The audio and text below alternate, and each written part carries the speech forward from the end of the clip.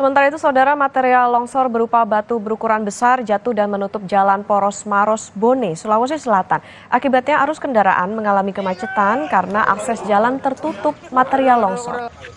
Petugas dan sejumlah warga berupaya menyingkirkan batu berukuran besar akibat longsor di Jalan Poros Maros Bone, tepatnya di Tompo Ladang, Kecamatan Malawa, Kabupaten Maros. Akses jalan bisa terbuka dan dilalui oleh kendaraan setelah 2 unit alat berat diterjunkan ke lokasi. Pengendara diimbau berhati-hati karena medan yang terjal dan kerap longsor saat diguyur hujan deras. Jalur 2 arah Maros Bone, begitupun sebaliknya sudah dapat dibuka total.